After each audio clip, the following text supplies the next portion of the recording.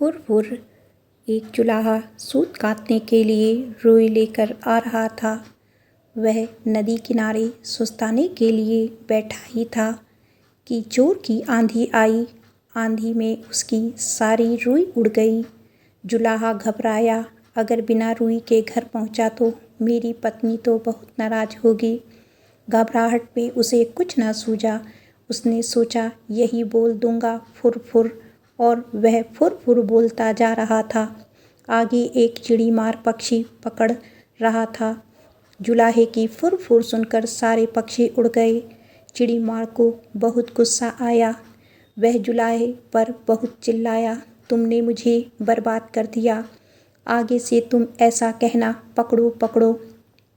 जुलाहा जोर से पकड़ो रटता गया। रास्ते में कुछ चोर रुपए गिन रहे थे। जुलाहे की पकड़ो सुनकर वे घबरा गए। फिर उन्होंने देखा कि अकेला जुलाहा ही चला आ रहा था। चोरों ने उसे पकड़ा और घूरते हुए कहा, यह क्या बक रहे हो? हमें मरवाने का इरादा है क्या? तुम्हें कहना चाहिए इसको रखो, ढेरों लाओ, समझे? जुलाहा यही कहता हुआ आगे बढ़ गया, इसको रखो, ढेरों लाओ। जब वह शमशान के पास से गुजर रहा था तो वहाँ गांव वाले शवों को जला रहे थे। उस गांव में हैजा फैला हुआ था।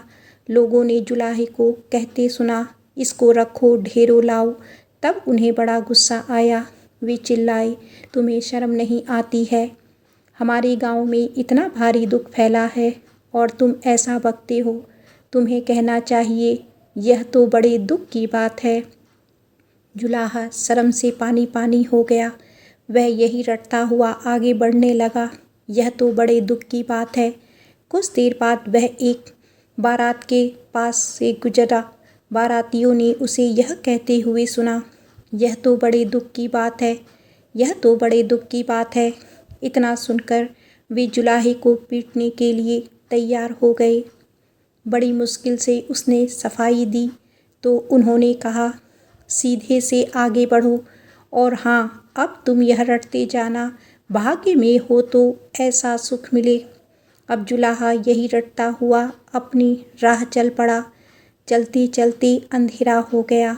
घर से निकलते समय उसकी पत्नी ने उससे यही कहा था कि जहाँ रात हो जाए वहीं सो जाना।